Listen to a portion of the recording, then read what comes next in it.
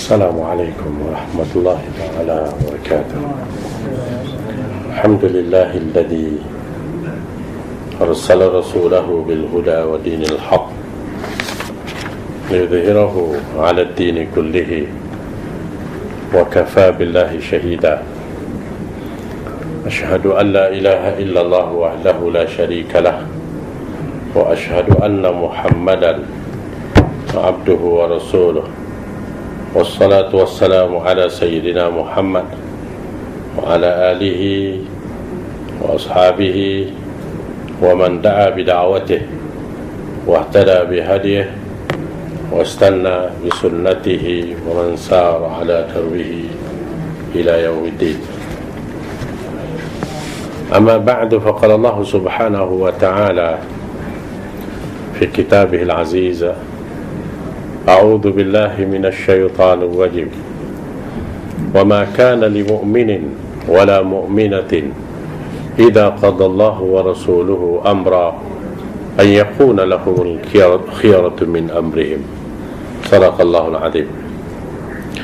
وقال رسول الله صلى الله عليه وسلم عن الحديث السابق عن أبي نجيح العربع ابن سارية رضي الله عنه قال: وعظنا رسول الله صلى الله عليه وسلم موعظة وجلت منها القلوب وضرقت منها العيون، فقلنا يا رسول الله كأنها موعظة مودع فأوصنا.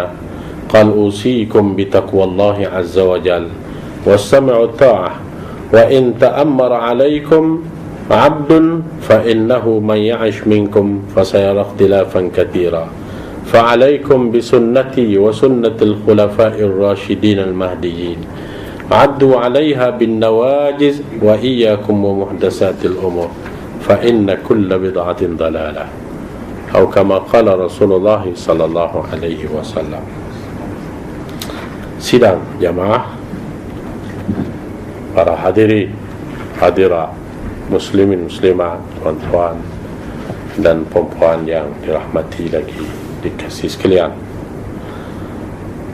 Pertama-tama kalinya marilah terlebih dahulu kita panjatkan rasa syukur yang tidak terhingga kehadrat Allah Subhanahu wa taala, kerana dengan limpah kurnia daripadanya kita masih diberi oleh Allah Subhanahu wa taala peluang atau kesempatan untuk terus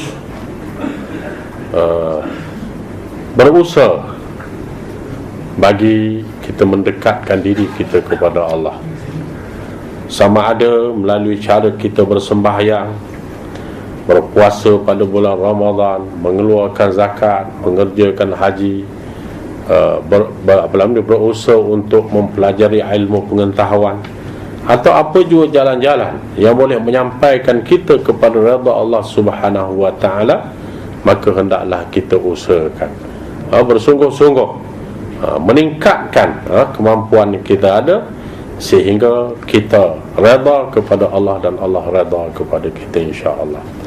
Seterusnya para hadirin, hadirat, muslimin, muslimat, tuan-tuan dan puan-puan yang dirahmati lagi dikasih sekalian, dalam perbincangan kita yang lalu, saya telah menyebut berkenaan dengan hadis Al-Irba' yang pernah memberitahu bahawa Nabi SAW menyampaikan kepada mereka kata-kata nasihat yang sangat menyentuh hati dan perasaan para sahabat, sehingga ada di kalangan para sahabat yang menangis, dan ada juga di kalangan mereka yang gemetar hati-hatinya kerana takut kepada Allah.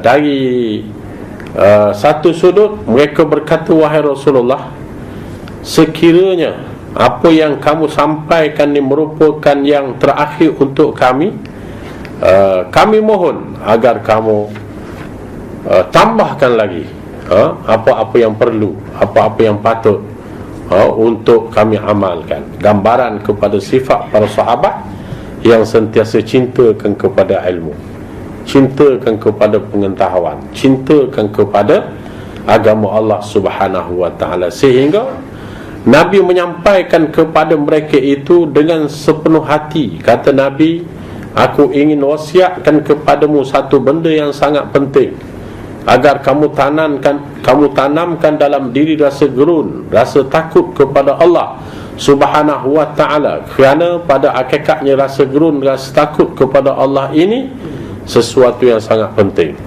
Manusia bila dia tak takut kepada Allah, dia akan melakukan segala perkara yang di luar daripada apa yang sepatutnya dilakukan oleh seseorang bila tak ada rasa takut dan rasa gerun. Tapi selama mana dalam diri itu ada rasa takut, rasa gerun, sudah tentu dia akan berusaha, bukan sahaja beramal, beribadat sebagaimana dikehendaki oleh agama. Dia berusaha untuk menanamkan azam dalam diri agar tidak terjebak dengan sesuatu maksiat pada jalan Allah. Kerana pada tanggapan dia, maksiat itu bolehlah dibandingkan seperti binatang-binatang buas, atau kita bandingkan dengan sesuatu yang beracun. Walaupun kadang-kadang dihiasi dengan sesuatu yang nampak elok pada zahir. Misalnya sebagai satu contoh, mamak buat roti canai, kemudian waktu dia uli roti canai itu, kita nampak dia berpeluh ketiak, dia ambil ni disapu kat situ, ataupun peluh-peluh dia tengah-tengah panas ni, ataupun dia batuk, kahak-kahak tu dia ludah kat dalam tepung tu, dia pun uli sekali. Jadi dah tentu kita yang tahu berkenaan dengan cara dia buat roti canai, takkan kita tergamak nak makan roti canai tu. Itu baru kita nampak dalam roti canai tu ada kahak, ada ludah, ada peluh mamak tu. Apa kata kalau kita tahu bahawa dalam roti canai itu ada racun yang berbisa, yang boleh membunuh, maka sudah tentu kita akan berusaha untuk meninggalkannya. Maka bandingannya samalah, sebagaimana disebut oleh hadis Nabi dalam hadis yang kita baca ni. Nabi SAW memperingatkan kita tentang penting kita berusaha bagi meningkatkan amalan, meningkatkan hubungan di antara kita dengan Allah Subhanahu wa ta'ala, dan berusaha untuk menghindarkan perkara-perkara yang membawa kepada dosa dan maksiat. Kerana perkara dosa ni diibaratkan seperti binatang buas. Sebab tu binatang buas kita tak akan mendekati dia, kita akan lari daripadanya. Dosa dan maksiat juga diibaratkan seperti racun yang berbisa dalam badan seseorang. Apabila meresap racun itu, dia boleh membunuh.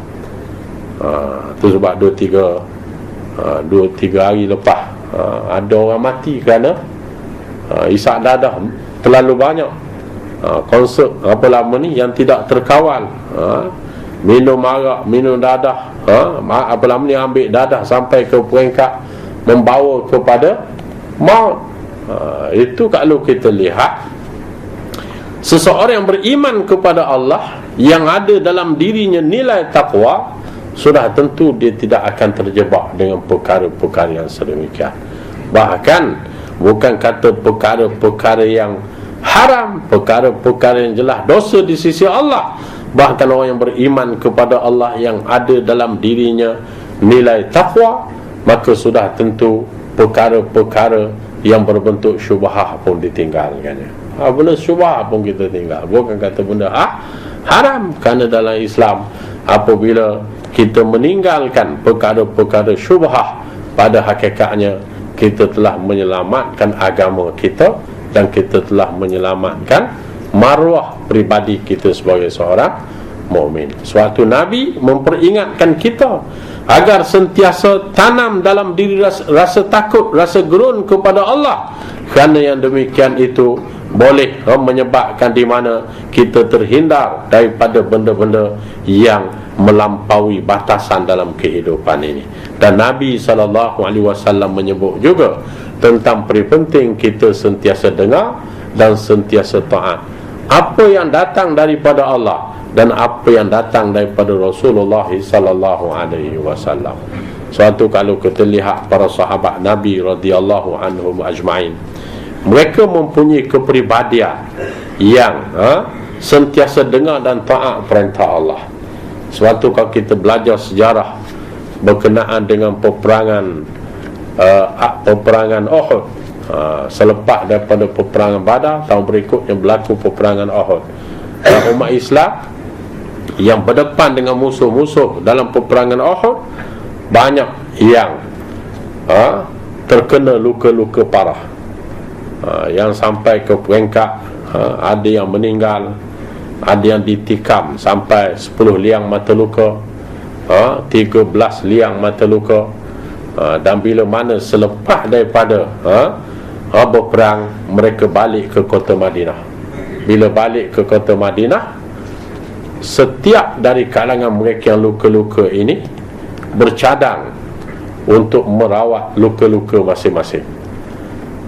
Jadi dalam suasana itu, di mana mereka cuba untuk memastikan luka-luka ni dirawat, tiba-tiba di mana Rasulullah sallallahu alaihi wasallam memerintah agar para sahabat berkumpul kembali di atas tujuan untuk mengejar tentera musuh daripada belakang.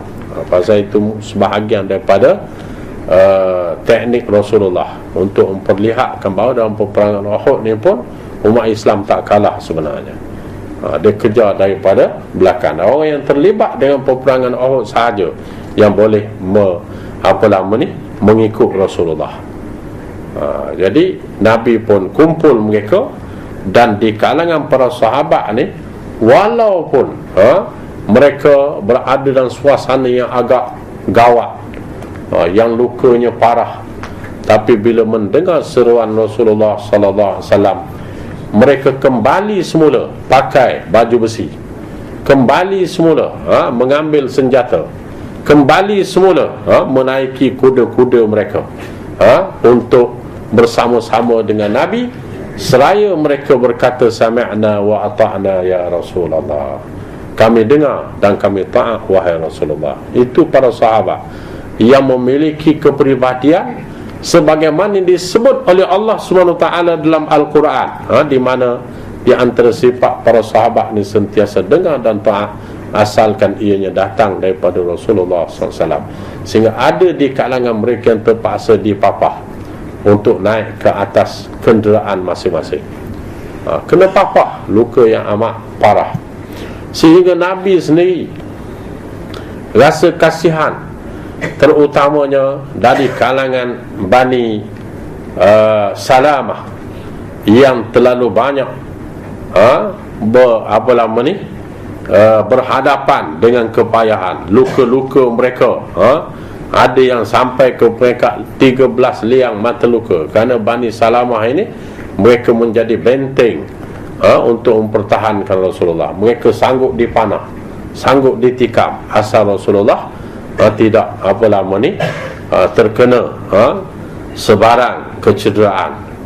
Jadi oleh kerana mereka ni lukanya telah amat parah, lalu Nabi SAW berdoa kepada Allah dengan menyebut Allahumma arham Bani Salamah, wahai Tuhan, aku mohon kepadamu, berilah rahmatmu kepada Bani Salamah yang berhadapan dengan luka-luka yang parah. Dalam masa yang sama mereka mempunyai sifat ketaatan yang amat tinggi. Mereka berkata sami'na wa ata'na ya Rasulullah, kami dengar dan kami taat Rasulullah. Sebab tu kalau kita lihat, dengar dan mentaati perintah Allah dan perintah Rasul, dia merupakan suatu bentuk tuntutan wajib dalam agama.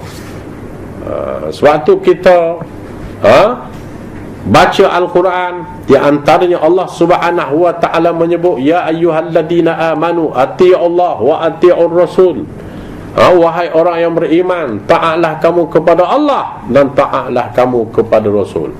Disebut secara berengkek.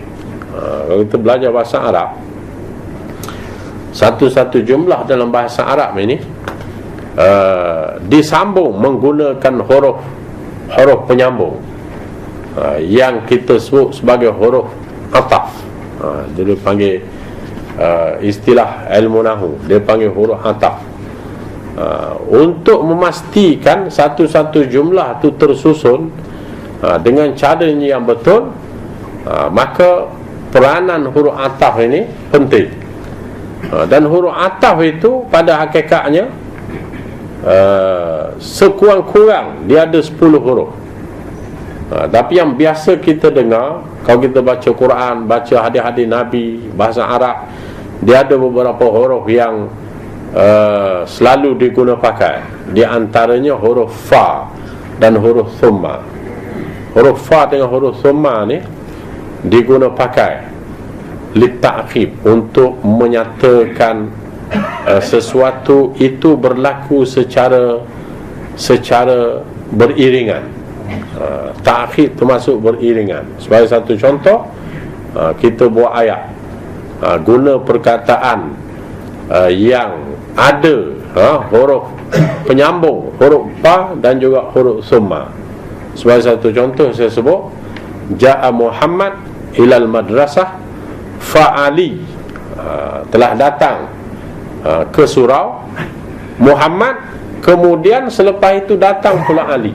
Maksudnya kedatangan Ali itu secara mengiringi, tapi dalam bentuk jarak yang dekat.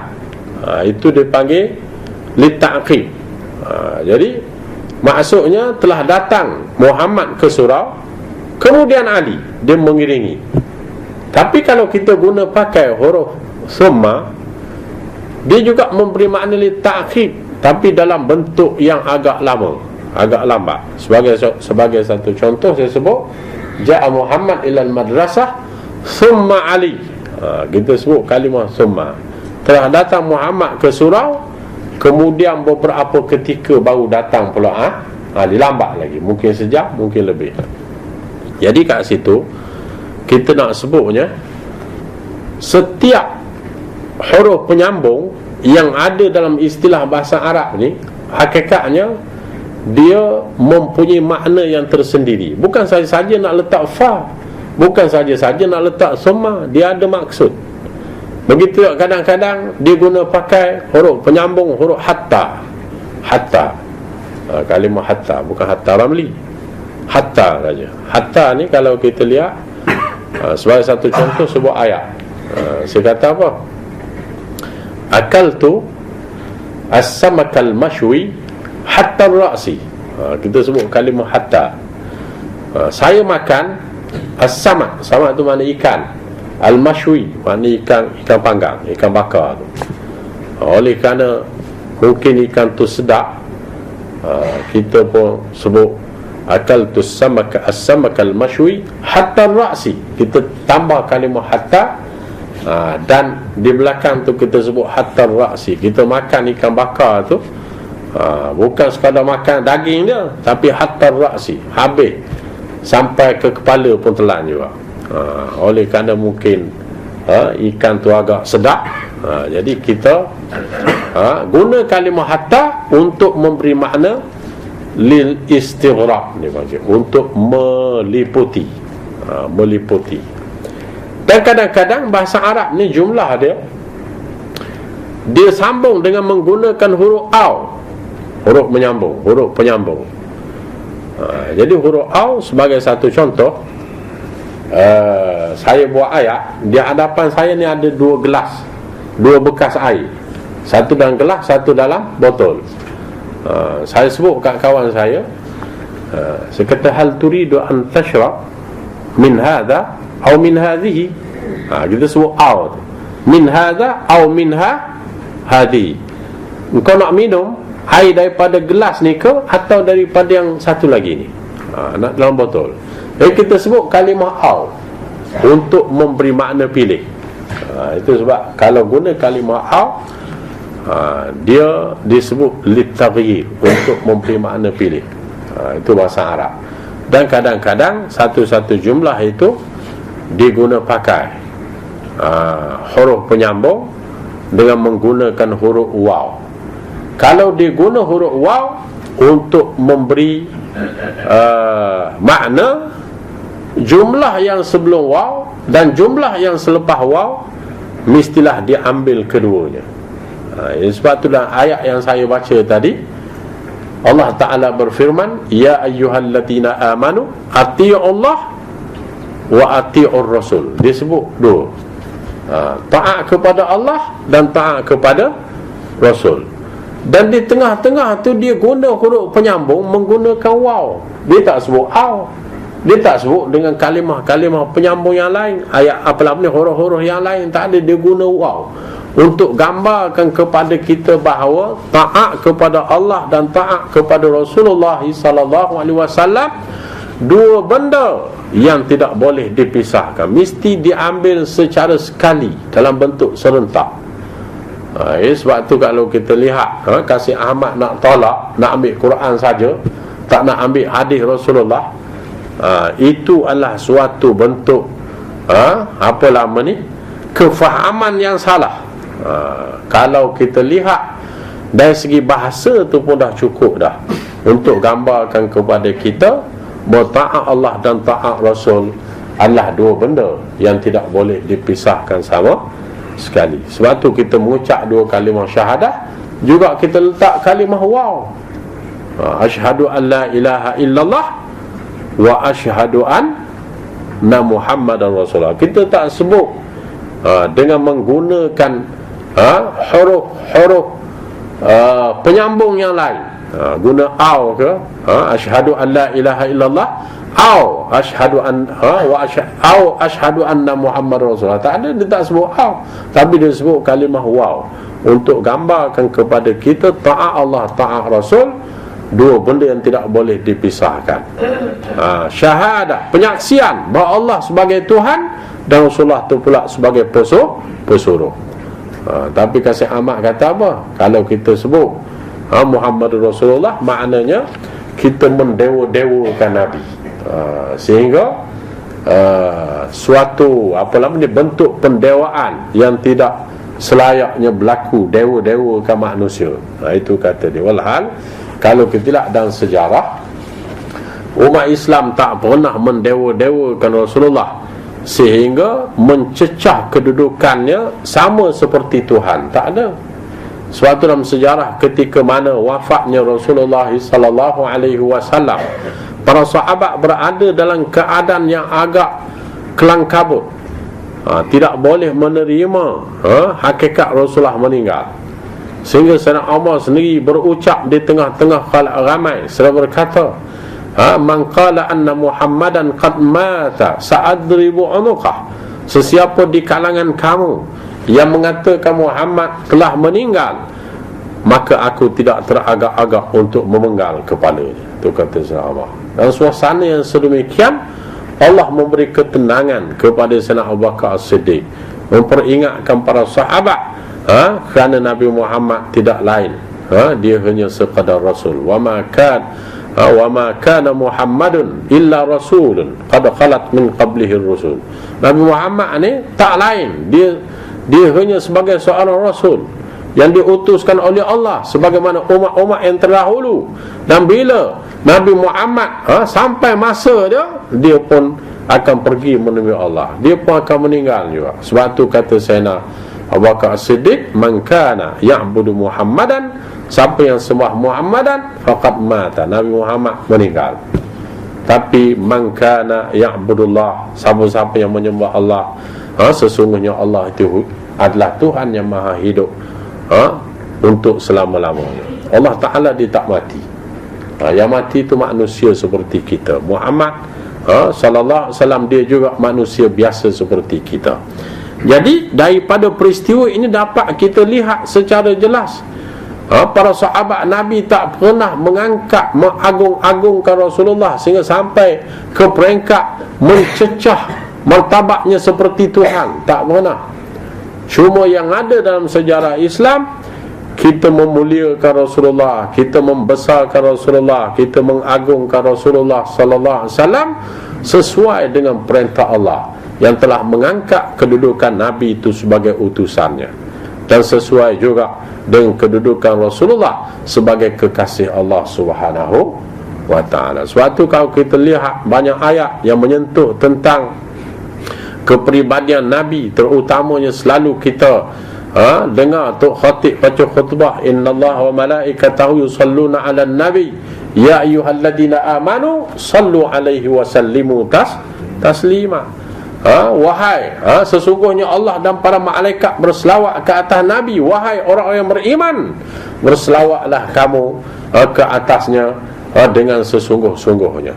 Perintah Allah bukan datang daripada Nabi. Memuliakan Rasulullah, mengangkat kedudukan Rasulullah, mengagungkan Rasulullah bukan perintah Rasulullah, tapi hakikatnya dia adalah perintah daripada Allah untuk kita laksanakan tanggungjawab kita kepada seorang Rasul. Jadi tak timbul apa lama ni, bila kita selawat ke atas Nabi, kita muliakan Rasulullah, maknanya kita mengagung-agungkan dia, kita mendewa-dewakan dia dengan suatu perbuatan yang tidak saugir. Tak timbul persoalan itu. Kerana Nabi SAW dia merupakan kekasih Allah. Sebab tu Allah Ta'ala berfirman, Qul in kuntum tuhibbunallah fattabi'uni. Kalau katakanlah wahai Muhammad, kalau sekiranya mu kasih kepada Allah dan kasih kalau sekiranya kamu kasih kepada Allah, kamu kena ikut aku, kata Nabi, ikut Rasulullah. Kerana kita ikut Nabi, kita taat Rasulullah, itu adalah suatu tanda bahawa kita kasih kepada Allah dan taat kepada Allah. Jadi kalau kita tak taat kepada Rasulullah, tak kasih kepada Rasulullah, maknanya kita juga tak ikut Allah dan tak ikut apa yang difirmankan oleh Allah dalam Al-Quran. Sebab tu hakikatnya kita tidak memiliki kemanisan iman. Sebab kata Nabi, orang yang iman dia Nabi, orang yang imannya kuat sampai ke peringkat mencecah kemanisan iman, dia meletakkan Allah dan Rasulnya di tempat yang paling tinggi dalam hidup. Sebab dalam satu riwayat yang datang daripada Nabi SAW, Nabi pernah bersabda, salah satu man wajadahunna wajada halawatal iman ayyakuna Allah wa rasuluhu ahabba ilaihi mimma siwahuma. 3 perkara, kata Nabi, sesiapa di kalangan kamu yang memiliki 3 perkara itu, nescaya tertanamlah dalam dirinya kemanisan iman. Apa dia? Allahu wa rasuluhu, Allah dan Rasul. Dia sebut Allah dengan Rasul juga. Dia tak sebut Allah Ta'ala saja. Allah dan Rasulnya terlebih dikasihi berbanding dengan yang lain selain daripada keduanya.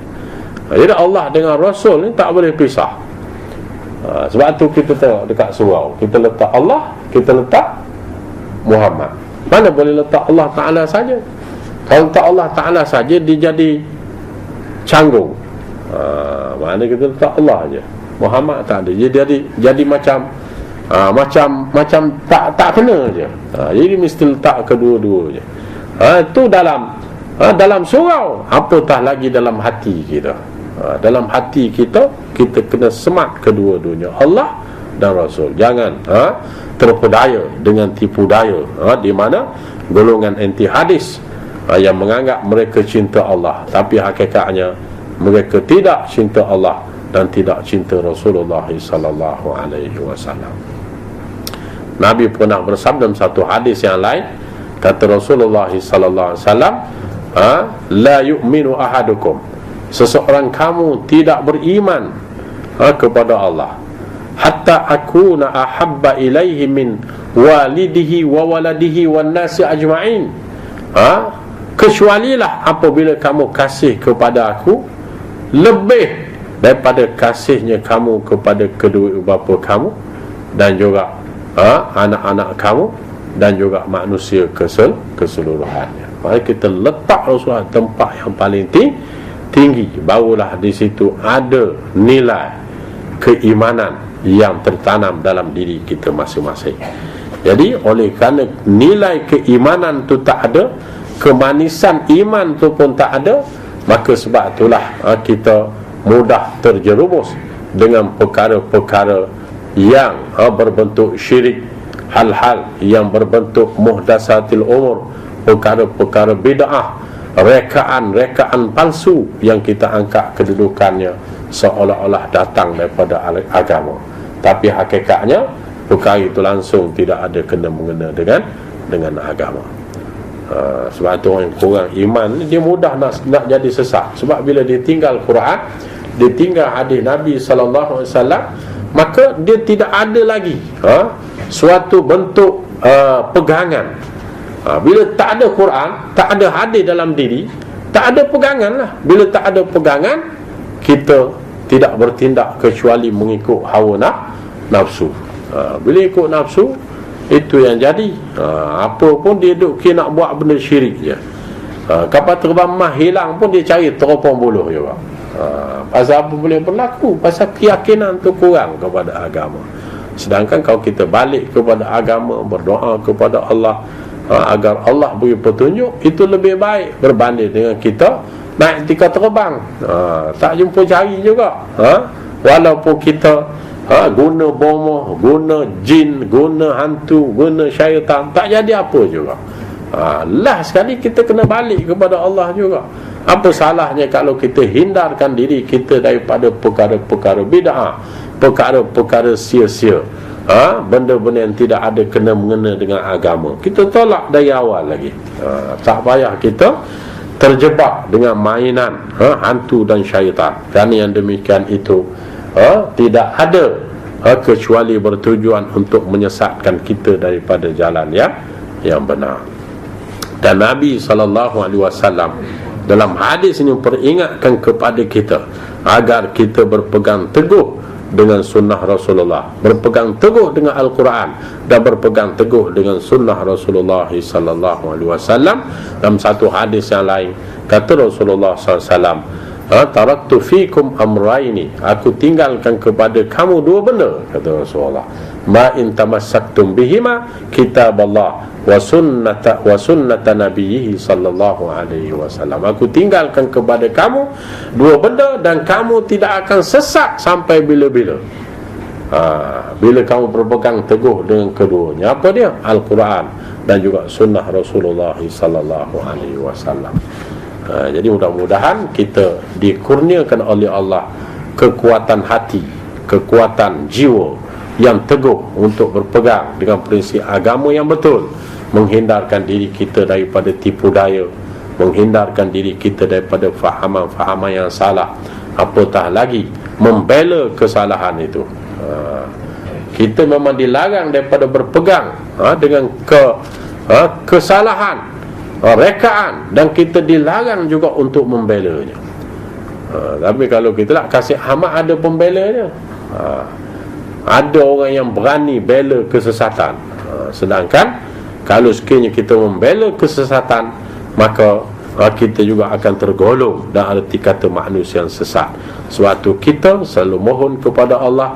Setiap kali kita bersembahyang, kita sebut dalam arti kata agar kita diberi pertolongan oleh Allah, terutamanya pertolongan dari segi supaya kita sentiasa kekal dengan petunjuk agama, hidayah agama. Itulah kita pohon kepada Allah, iyyaka na'budu wa iyyaka nasta'in. Dan mudah-mudahan kita diberi oleh Allah Subhanahu wa taala kekuatan untuk berbuat demikian, berpegang teguh dengan tali Allah dan menolak segala bentuk penyelewengan sesuai dengan peringatan Rasulullah, wa iyyakum wa muhdatsatil umur. Aku nasihatkan kamu, kata Nabi, agar menjauhkan diri daripada perkara-perkara yang berbentuk muhdatsatil umur, fa inna kulla bid'atin dalalah. Kerana yang demikian itu boleh menyebabkan kamu terjerumus ke lembah kesesatan, yang akhirnya sesat itu pasti akan menjuruskan kamu ke arah neraka Allah Subhanahu wa taala. Jadi untuk kali ini sekadar itulah yang dapat saya sampaikan. Apa yang baik itu datang daripada Allah, salah silap daripada kelemahan sesendiri. Assalamualaikum warahmatullahi taala wabarakatuh. Cuma sebelum saya berundur, tuan-tuan, bersama saya ada sahabat saya yang belajar di Mesir sekali dululah, tapi dia tak balik lagi. Saya balik lah. Dia habis belajar, dia sambung master. Sekarang dia buat master di Egypt, di Mesir. Tapi kemalangan, kaki dia tak patah rasa-rasa, tapi macam lutut tu dah terkeluar. Jadi dia sana memang tak ada orang urut-urut ni. Arab dia tahu urut ni. Jadi dia terpaksa balik.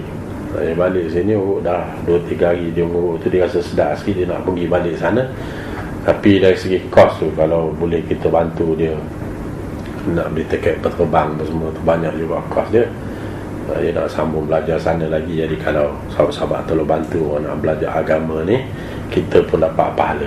Ilmu tu kalau dia dapat, nanti dia curah, kita bantu dia sampai bila-bila tu pahala akan datang. Jadi saya rasa untuk meringankan beban dia, kalau boleh sahabat-sahabat bantu, saya harap sangatlah kalau boleh ubah demikian. Assalamualaikum warahmatullahi taala.